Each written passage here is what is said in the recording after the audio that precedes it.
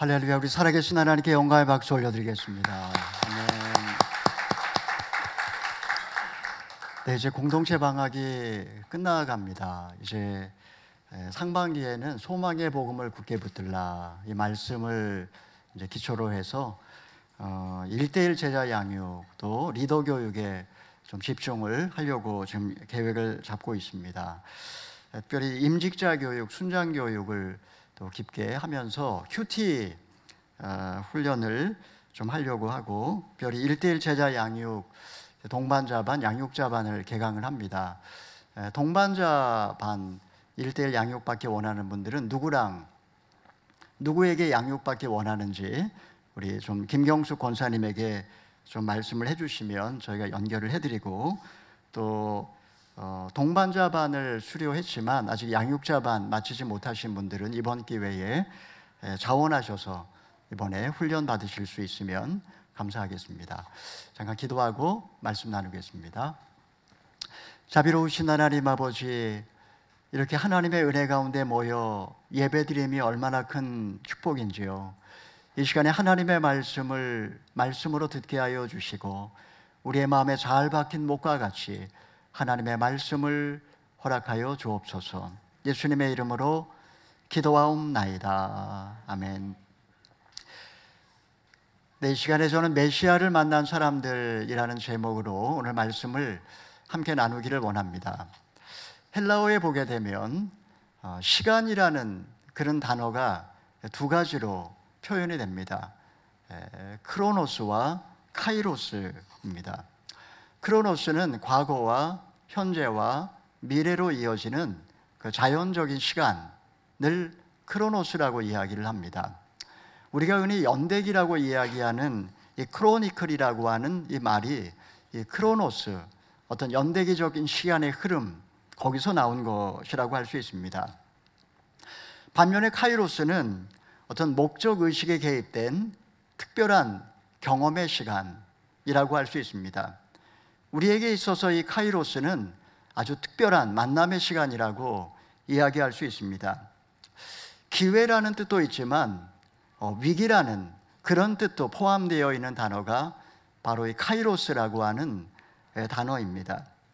위기 속에 항상 기회가 오는데 그것을 놓치지 않고 붙잡으면 그것이 나에게 행운이 되지만 사실 그것은 순식간에 지나간다, 이런 의미도 담겨 있습니다. 카이로스는 원래 제우스의 아들이었습니다. 신화라는 것이 삶의 지혜를 신화로 채색해서 만든 이야기라고 할 수가 있습니다. 이 카이로스는 원래 앞머리는 대머리인데 뒤쪽에는 매끈매끈한 대머리 형상입니다. 등에 날개가 달려있지만 또한 발에도 날개가 달려있는 그런 아주 독특한 모양을 하고 있는 그런 모습입니다. 또한 한 손에는 저울을 갖고 있고 또 한 손에는 칼을 들고 있는 그런 모습을 하고 있습니다.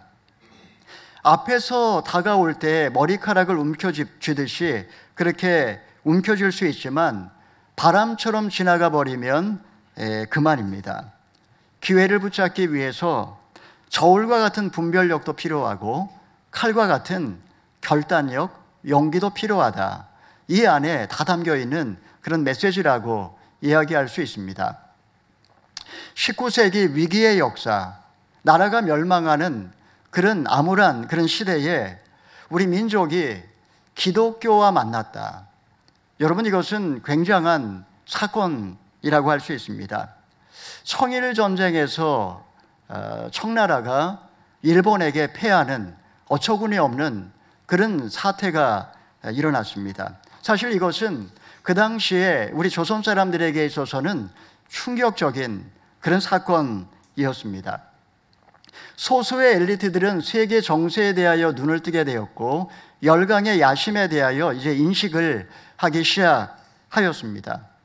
서구와 손잡을 수 있는 방법이 무엇일까? 그들은 골몰하기 시작을 했고 기독교를 받아들이자는 그런 주장이 어떻게 보면 시대적 요청이었습니다. 가련한 조선인들은 가난과 불안의 와중에 두 손을 뻗어서 메시아를 찾기 시작했던 것입니다. 이때 일어난 사건이 바로 민비시해 사건입니다. 민비시해 사건은 조선의 어떤 조선 침략 야욕을 드러낸 아주 심각한 국가적 위기의 사건이라고 할 수가 있습니다. 이때 죽음에 대한 두려움, 공포를 느낀 고종은 교회에 은밀하게 구원의 손길을 내밀었습니다. 언더우드 선교사는 7일 동안 권총을 차고 왕의 옆에서 왕을 호위했으며, 존슨 선교사는 왕의 통역을 맡으며 그 옆을 지켰습니다. 한일 합방으로 나라가 멸망하는 그런 비참한 시대에 교회는 민족개혁과 개화의 정신적 보루가 되었고, 교회에서 수많은 인재들이 쏟아져 나오게 되었습니다. 언제나 위기 속에서 기회가 오는 법입니다.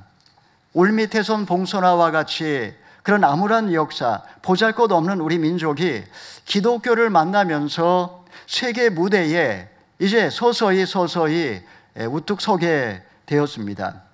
오늘날 우리가 지금 이 자리에 와 있는 것도 19세기 그 암울한 역사 속에 우리의 선조들이 기독교를 받아들이고 메시아를 만났기 때문이라고 해도 과언이 아닙니다. 물론 세상 역사가들은 그것을 인정하지 않을지 모르지만, 그러나 하나님의 섭리편에서 볼 때 이 사건은 놀라운 그런 어떤 기회의 사건이었던 것입니다. 예수님의 탄생이 BC와 AD를 구분하는 것처럼 메시아와의 만남, 어찌 보면 저나 여러분이나 우리 모두에게 이 메시아와의 만남은 우리의 인생의 BC와 AD를 구분하는 삶의 분수령이요 전환점이라고 이야기해도 과언이 아닙니다. 여러분의 인생은 어떠셨습니까? 만약에 우리가 예수님을 만나지 않았다면 우리는 지금 어디서 무엇을 하고 있을까요? 나의 삶에 고통이 찾아왔다면, 이 인생의 위기의 때에 내가 놓치지 말아야 되는 기회는 무엇일까요? 오늘날 우리 민족이 다시 한번 일어나서 열방의 제사장 나라, 거룩한 백성으로 쓰임받기 위해서 우리가 오늘날 무엇을 어떻게 해야 할까요?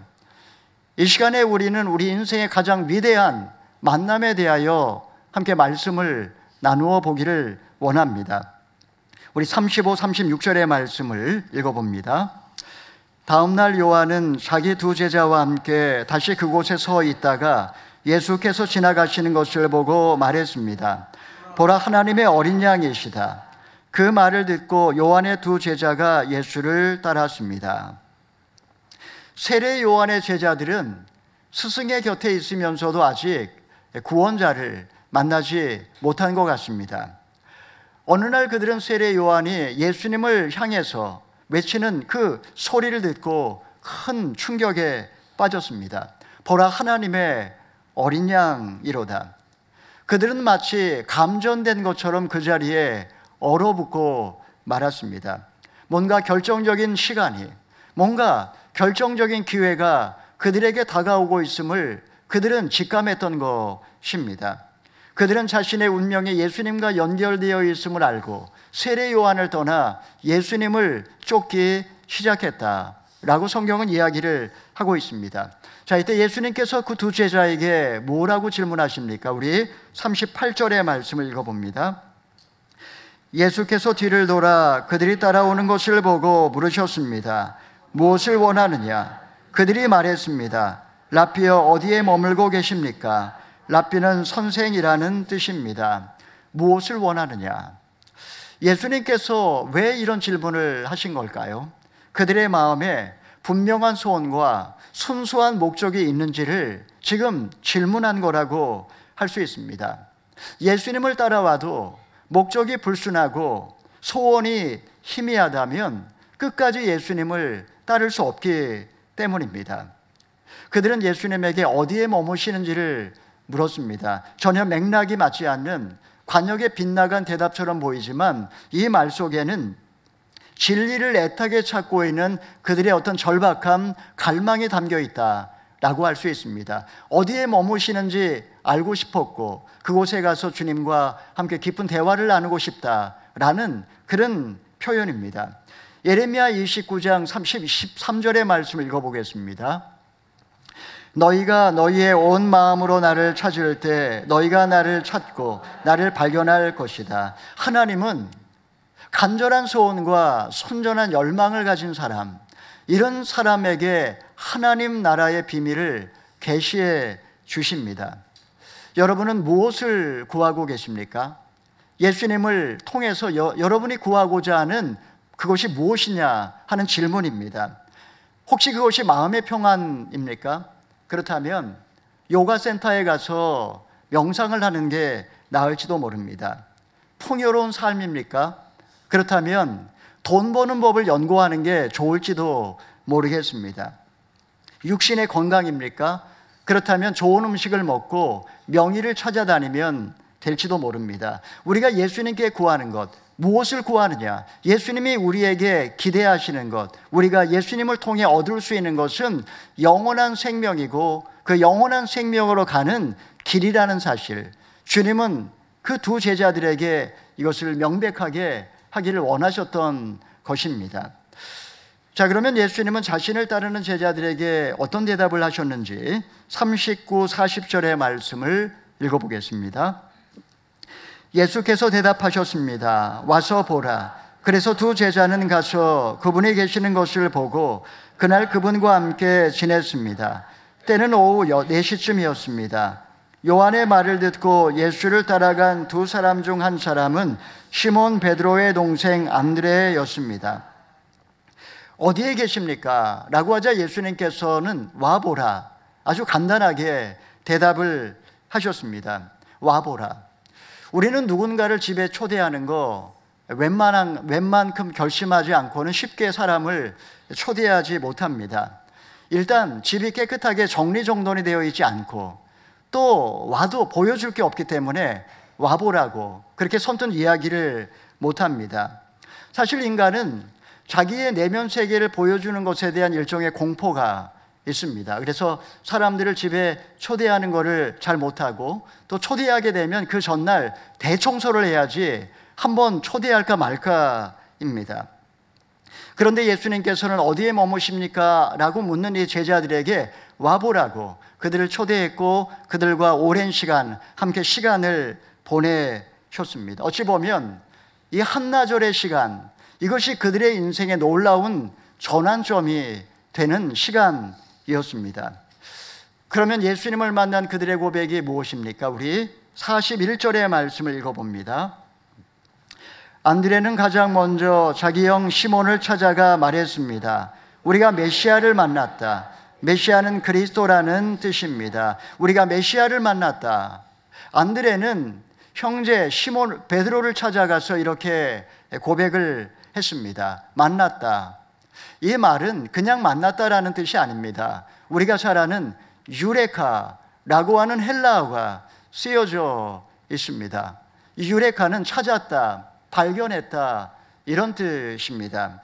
그리스의 수학자 아르키메데스가 어느 날 욕조에 들어갔다가 자신의 몸이 가벼워지는 것을 느끼면서 부력의 원리를 발견하게 됩니다. 그는 너무나 기쁜 나머지 자신이 벌거벗은 곳조차 잊은 채 밖으로 뛰어나가 외칩니다. 유레카, 찾아냈다, 발견했다라고 그는 외쳤습니다. 안드레는 베드로를 만나자마자 그에게 내가 찾았다고, 내가 발견했다고, 그토록 오랫동안 내가 찾아 헤맸던 바로 그 메시아를 만났다라고 그런 감격에 겨워 그렇게 고백을 했던 것입니다. 그리스도는 헬라어입니다. 메시아는 히브리어입니다. 둘 다 구원자라는 뜻, 기름 부음 받은 자라는 뜻입니다. 구약 시대에 왕과 제사장과 선지자가 기름 부음을 받았습니다. 양의 뿔에 올리브 기름을 담아서 그들 머리 위에 부으면서 위임식을 하였습니다. 왕은 통치자요, 제사장은 중보자요, 선지자는 대변자라고 그렇게 이야기할 수 있습니다. 장차 오실 메시아 그리스도는 이 모든 기능과 역할을 다 하시는 분으로서 이 땅에 오실 구원자를, 하나님을 의미합니다. 안드레는 수천 년의 역사 속에 이스라엘이 그렇게 대망하였던 메시아를 만났다고 그는 감격하며 그의 형제에게 간증을 하고 있는 것입니다. 예수님을 만나기 전 안드레는 어떻게 보면 길을 찾는 사람, 구도자였지만 그러나 이제 예수님을 만난 뒤 그는 그 길을 따라가는 그런 제자가 된 것입니다. 목마른 대지에 단비가 이렇게 내리듯이 예수님의 인격과 예수님의 말씀을 통해 그는 서서히 변화되었고 그의 영혼은 하늘의 만족으로 충만하게 되었습니다. 그의 인생이 변하기 시작한 것입니다. 어찌 보면 칠흑같이 어두운 영혼의 한 줄기 빛이 비추기 시작했고 그는 하나님의 놀라운 사랑의 자신을 감싸는 그 경험을 했을 뿐만 아니라 인생의 고통의 의미를 깨달았고 무엇보다도 한 번도 맛보지 못했던 영혼의 평안이 그의 영혼에 찾아오게 된 것입니다. 여러분, 어찌 보면 인생이란 만남의 연속이라고 할 수 있습니다. 부모님을 만났고 그리고 선생님을 만났습니다. 친구들을 만났고 또 배우자를 만났습니다. 어떤 만남은 소중한 만남이지만 어떤 만남은 잘못된 만남도 있습니다. 여러분, 인생에서 가장 위대한 만남은 어떤 만남일까요? 가장 위대한 만남은 내가 메시아를 만나는, 그리스도를 만나는 그런 만남의 경험이라고 할 수 있습니다. 내가 메시아를 만났다. 이 만남으로 기독교가 탄생했고 이 만남으로 칠흑 같은 역사 속에 빛의 역사가 시작되었으며 이 만남으로 꽉 막혀 있던 영생에 이르는 생명의 길이 열리게 되었기 때문입니다. 여러분, 내가 메시아를 만났다. 이 사건이 한 인생뿐만 아니라 역사를 바꾸는 그 놀라운 사건이라는 사실. 중국의 모택동이 북경대학에서 일하면서 많은 책을 읽었다라고 이야기를 합니다. 만약에 모택동이 그때 칼 막스의 자본론이 아니라 성경을 통해 그 속에서 예수님을 만났다면 어떻게 되었을까요? 김일성의 외할아버지는 칠거울교회 장로였고 그의 어머니는 하리교회 권사였습니다. 그는 크리스찬 가정의 모태신앙이었습니다. 만약에 그가 동방의 예루살렘이었던 평양에 그 곳에서 예수님을 뜨겁게 그리스도로 뜨겁게 만났다면 역사가 어떻게 달라졌을까요? 메시아를 만나는 것은 한 개인뿐만 아니라 어찌 보면 한 역사를 바꿀 수 있는 놀라운 사건이라고 말할 수 있습니다. 여러분, 메시아를 만나셨습니까? 그분을 인격적으로 만나셨습니까? 메시아를 만나는 것은 만나도 되고 만나지 않아도 되는 그런 선택의 문제가 아닙니다. 메시아를 만나는 것은 우리 모두가 다 반드시 만나야 되는 절대적인 그런 사건입니다. 메시아를 만나지 않으면 그는 인생의 목적과 인생의 의미를 알 수 없고 죄와 죽음의 문제를 해결할 수 없으며 결국 영원한 파멸로 이를 수밖에 없습니다. 여러분, 메시아를 진정 인격적으로 만나심으로 어둠의 자녀에서 하나님의 자녀가 되시고 무의미한 인생에서 진정 사명인의 인생을 사실 수 있기를 바랍니다. 자, 영적인 눈이 떠진 사람, 전에 보지 못한 것을 보게 된 사람, 영혼에 불이 붙은 사람, 어찌 그런 사람이 가만히 있을 수 있겠습니까? 내가 메시아를 만났는데 어찌 입을 다물고 가만히 있을 수 있겠습니까? 안드레는 당장 그의 형제 베드로를 찾아가서 메시아를 만났다라고 말합니다. 많은 설명이 필요하지 않습니다. 내가 메시아를 만났다. 그의 증언은 짧았지만 이보다 더 강력할 수는 없었습니다. 안드레는 그는 단순한 사람이었지만 충성스러운 사람이었고 그리고 마음이 복잡한 그런 사람이 아니었습니다. 그는 일생 만난 메시아를 위하여 자신의 삶을 드렸고 소아시아에서 선교사로 살다가 그는 순교로서 삶을 마감하였습니다. 자, 안드레의 전도를 받고 예수님을 찾아온 시몬, 그를 유심히 바라보시던 주님께서 그에게 뭐라고 말씀을 하십니까? 우리 42절의 말씀을 읽어보겠습니다. 그리고 그는 시몬을 예수께 데려왔습니다. 예수께서 시몬을 보고 말씀하셨습니다. 너는 요한의 아들 시몬이구나. 이제 너는 게바라고 불릴 것이다. 게바는 베드로라는 뜻입니다. 시몬은 히브리어로 모래라는 뜻입니다. 반면에 게바는 아람어로 바위라는 뜻이고, 베드로는 헬라어로 반석, 바위라는 뜻입니다. 시몬이 지금은 모래와 같이 연약하고 또 허물과 실수가 많은 그런 존재이지만, 그러나 장차 반석과 같은 교회의 리더가 될 거라고 하는 소망의 메시지를 주님은 하고 계십니다. 어찌 보면 주님은 지금 시몬의 깊은 곳에 숨어있는 반석을 보시는 것입니다. 그것은 감추어져 있습니다. 장인이 돌덩이 속에 감추어져 있는 옥을 다듬고 광택을 내면 빛을 내기 마련입니다. 예수님은 투박한 그 시몬 속에 담겨있는 놀라운 반석을 보시고 장차 너는 반석이 될 거라고 소망의 메시지를 전해 주셨습니다. 물론 게바가 저절로 시몬이 되는 것은, 시몬이 저절로 게바가 되는 것은 아닙니다. 장인이 설계도를 갖고 정으로 그 모든 불필요한 것을 쪼아내듯이 연단받고 훈련받아야 합니다. 때로 인생의 시련과 어려움 찾아올 수 있습니다. 때로 실수할 수도 있고 또 넘어질 수도 있습니다. 중요한 것은 나를 향한 주님의 그 계획은 절대 실패하지 않는다라는 것입니다. 시몬은 우리가 잘 아는 것처럼 실수 연발하는 그런 아주 다혈질의 인물이었지만, 그는 끝까지 주님을 떠나지 않았고 주님이 가르쳐 주신 그 제자의 도를 따라 살면서 교회의 지도자가 되었습니다. 그리고 예수님을 쫓아 십자가의 길을 갖고 로마에서 교회를 위한 산제물로 자신의 목숨을 드리게 되었습니다. 자, 이제 사도 요한은 예수님을 만난 두 사람을 더 소개하고 있습니다. 그들은 누구인지 우리 43절, 46절까지의 말씀 먼저 읽어봅니다. 다음 날 예수께서 갈릴리로 떠나시려다가 빌립을 만나 말씀하셨습니다. 나를 따라라. 빌립도 역시 안드레와 베드로처럼 벳세다 마을 출신이었습니다. 빌립은 나다나엘을 찾아가 말했습니다. 모세가 율법에 기록했고 예언자들도 기록했던 그분을 우리가 만났소. 그분은 요셉의 아들 나사렛 예수시라오. 나다나엘이 물었습니다. 나사렛에서 무슨 선한 것이 나오겠는가? 빌립이 말했습니다. 와서 보시오.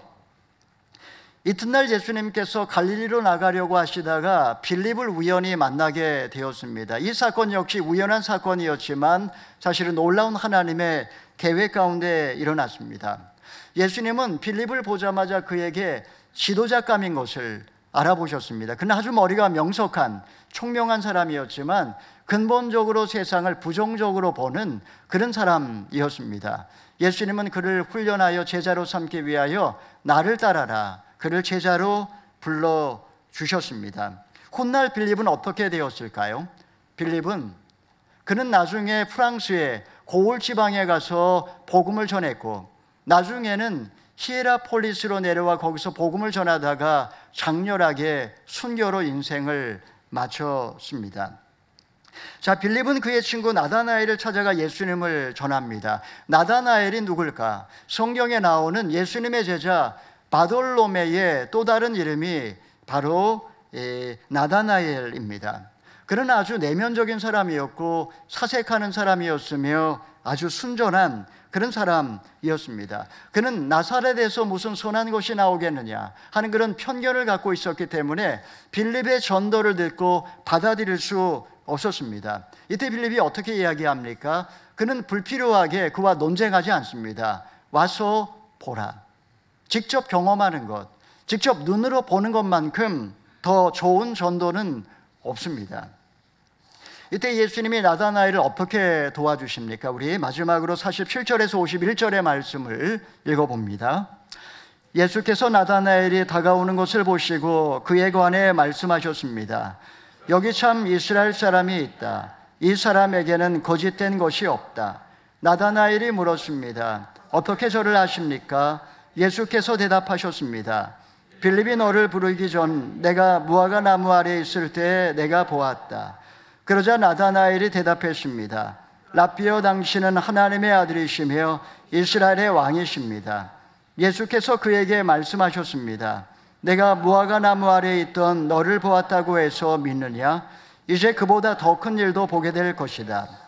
그리고 예수께서 덧붙여 말씀하셨습니다. 내가 진실로 진실로 너희에게 말한다. 너희는 하늘이 열리고 하나님의 천사들이 인자 위에서 오르락 내리락 하는 것을 보게 될 것이다. 예수님은 나다나엘을 이미 그의 모든 과거를 알고 계셨습니다. 그뿐만 아니라 지금 그의 마음이 얼마나 순전한지, 얼마나 순결한 사람인지 알고 계셨습니다. 뿐만 아니라 장래에 일어날 일에 대하여서도 예수님은 이야기를 해주셨습니다. 그 순간 나다나엘은 과거와 현재와 미래를 꿰뚫어 보시는 예수님 앞에 고백합니다. 당신은 하나님의 아들이요 이스라엘의 왕이십니다. 메시아를 만난 그의 삶은 놀랍게 변화됩니다. 3년 동안 예수님을 따랐던 그는 예수님이 돌아가시고 교회가 전 세계에 흩어졌을 때 그는 동쪽으로 가서 아르메니아까지 가서 복음을 전하다가 십자가에서 장렬하게 순교를 하였습니다. 예수님의 첫 번째 제자 그룹, 그들은 사실 대단한 학식이 있는 사람들이 아니라 평범한 어부 출신이었습니다. 하지만 예수님께서는 그들 가운데 놀라운 계획을 갖고 계셨고 그들 안에 숨어있는 놀라운 가능성을 발견하셨습니다. 어찌 보면 예수님은 우리 한 사람 한 사람 안에 숨어있는 가능성을 보시는 위대한 장인이라고 할 수 있습니다. 때로는 사람 막대기와 때로는 인생 채찍으로 그것을 숫돌 삼아서 나를 연마하시고 그리고 여기까지 우리를 인도하신 바로 그분, 나를 부르신 주님에 대한 절대 믿음, 나의 과거와 나의 현재와 나의 미래까지 알고 계시는 그분에 대한 절대 믿음이 있다면 우리는 현재의 고난에도 넉넉히 이겨낼 수 있는 줄 믿으시면 아멘 하시기 바랍니다. 한국교회 최초로 세례를 받은 사람이 있습니다. 그의 이름은 서상윤입니다. 의주 출신인 그는 13살에 조실 부모를 하고 부모를 여의고 고아가 되었습니다. 그는 생계를 위하여 홍삼 장수를 하면서 만주를 떠돌아다니는 그런 장사꾼이었습니다. 하지만 31살에 장티푸스에 걸려 중태에 빠지게 되었습니다. 주변 사람들은 그 전염성 때문에 두려워 그에게 가까이 오려고 하지를 않았습니다. 몹쓸병에 걸렸다라는 그런 자신 신세를 비관하여 그는 목숨을 끊으려고 하였습니다. 이때 그를 찾아온 사람이 바로 존 맥킨타이어 선교사였습니다. 그는 생명의 은인에게서 그리스도의 복음을 전해 듣게 되었고 그는 최초의 조선인 신자가 되었습니다. 메시아를 만난 감격, 메시아를 만난 감격에 그는 그냥 가만히 있을 수 없었기 때문에 그는 압록강을 넘나들며 복음을 전하게 되었고 그리고 황해도 솔레까지 내려가서 조선 최초의 목회자 없는 그런 미자립 교회지만 솔레 교회를 개척을 하게 되었습니다. 당시 조선에서는 포교가 불법이었습니다. 서상윤은 가는 곳마다 복음을 전했고 예수 믿는 사람들이 세워지자 자신이 전도한 14명에게 세례를 베풀어 달라고 한성까지 내려와서 언더우드 선교사를 만나 청하게 되었습니다. 언더우드 선교사는 조선 내에서 세례 베푸는 것이 불법이기 때문에 그들을 데리고 압록강까지 가서 세례를 베풀었습니다. 그를 통하여 서울에 세워진 최초의 교회가 바로 세문안교회입니다. 그는 존 로스 선교사를 도와 성경 번역 작업도 합니다. 그때 번역된 그 성경 출판되었습니다. 그것이 바로 우리나라 최초의 성경 예수 성교 전서입니다. 그가 또한 동생 서상조를 전도를 합니다. 그 서상조는 한국 평양신학교 7명의 목회자 가운데 최초의 목회자 7명 중 1명이 되었습니다. 서상류는 고아 출신의 인삼장수였습니다. 고아 출신의 인삼장수 한 사람과 저 멀리 스코틀랜드에서 온 헌신된 선교사 맥켄타이어라는 사람과의 만남, 무지와 가난의 나라, 미신과 패습의 나라, 은둔과 어둠의 나라, 그 조선을 변화시키기 위한 놀라운 위대한 만남의 사건이 일어난 것입니다.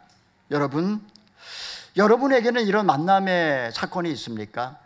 나의 인생을 송두리째 변화시켜 놓은 그 사건이 있느냐 하는 것입니다. 오늘날 한국교회는 심각한 위기에 빠져 있습니다. 우리 민족이 다시 일어나 열방을 향해 제사장 나라 거룩한 백성으로 우뚝 서기 위해 지금 우리가 해야 할 것이 무엇일까요? 예수님을 다시 만나야 합니다. 지금 내 인생에 위기가 찾아왔다면 절망의 순간에 내가 놓치지 말아야 할 그 기회는 무엇일까요? 예수님을 다시 붙들어야 합니다. 와보라. 예수님을 배우고 예수님을 닮아가고 예수님을 쫓아야 합니다.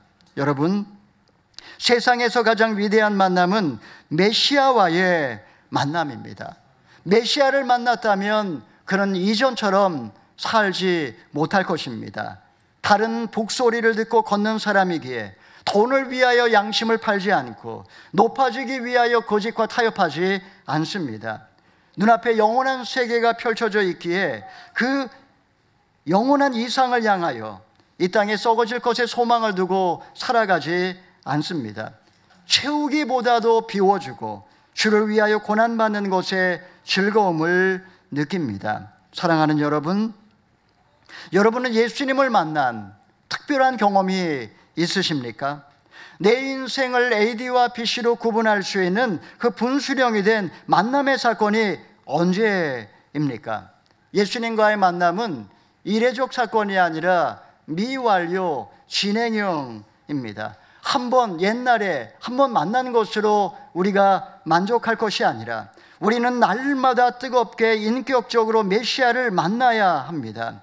그럴 때 기름진 땅에 뿌리를 내는 나무처럼 우리는 그렇게 자랄 수 있고 이 세상을 살아가면서 썩지 아니하는 영원한 생명의 열매를 맺을 수 있습니다. 사랑하는 여러분, 예수님은 나의 영혼의 등불 밝히는 메시아이십니다. 여러분은 그 메시아를 만나셨습니까? 욕심을 위하여 이 땅에 썩어질 것을 위하여 살지 않고 영원한 세계를 위하여 사실 수 있기를 바랍니다. 나의 과거와 나의 현재와 나의 미래를 다 하시고 내 안의 가능성을 일깨워 주시는 주님께 여러분의 일생을 맡기시고 날마다 그리스도를 쫓아가시는 참 제자가 되시기를 주님의 이름으로 축원합니다. 아멘. 이 시간에 함께 말씀에 의지하여 기도하기 전에 찬양하기 원합니다. 이 찬양은 우리 CCC의 김중곤 목사님이 쓴 글을 우리 박지영이 정리를 해서 만든 곡이라고 할 수 있습니다. 민족의 가슴마다 피 묻은 그리스도를 심어 이 땅에 푸르고 푸른 그리스도의 계절이 오게 하소서.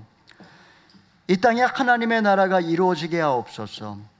모든 사람의 마음과 교회와 가정에도 하나님의 나라가 임하게 하여 주옵소서. 우리 다음 세대들을 위하여 또 우리 교회와 우리 민족을 축복하며 나 자신을 위하여 하나님께 헌신하며 함께 찬양하겠습니다.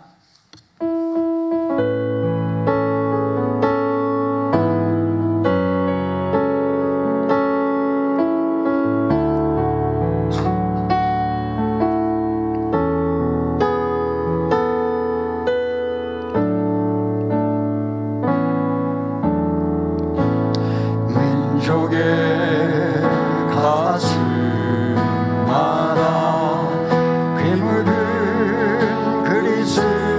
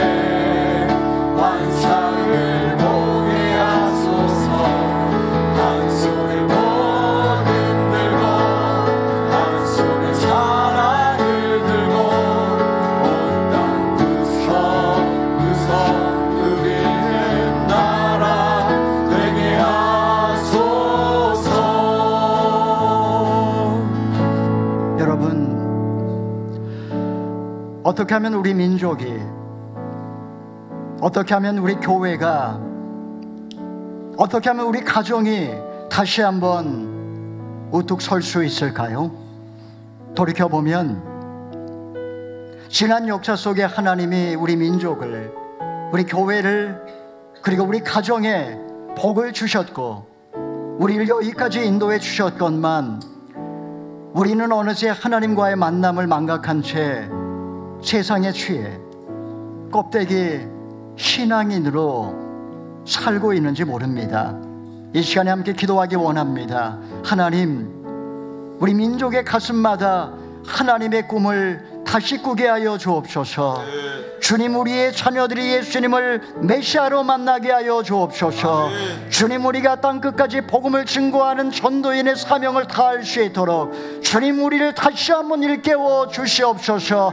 우리 안에 감춰져 있는 가능성, 나의 과거와 현재와 미래를 아시는 주님께 나의 인생을 맡기고 다시 한번 주를 위하여 일어날 수 있도록 주님 도와 주시옵소서. 우리 주여 한번 외치고 간절하게 기도하겠습니다.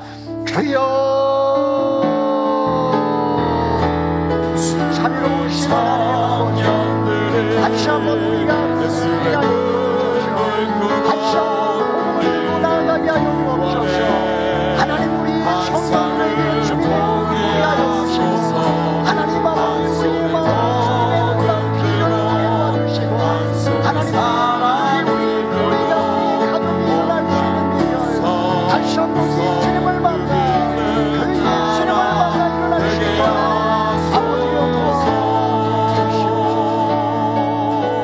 하나님 아버지, 절망 가운데 두 손을 뻗어 우리로 다시 한번 메시아를 만나게 하여 주시옵소서. 예수님을 쫓아 더 이상 사망의 길로 가지 아니하고 생명의 길로 가게 하여 주시옵소서. 날마다 예수님의 인격과 삶을 배우며 소망의 복음을 따라 참 제자가 되게 하여 주시옵소서. 하나님 아버지, 우리의 자녀들에게 만남의 축복이 있게 하여 주시옵시고 우리의 자녀들 안에 감춰져 있는 가능성이 꽃피게 하여 주시옵소서. 메시아를 만나게 하여 주시고 우리의 교회가, 우리의 민족이, 우리의 가정이 다시 한번 일어날 수 있도록 아버지 하나님여 역사하여 주시옵소서. 예수님의 이름으로 기도하옵나이다. 아멘.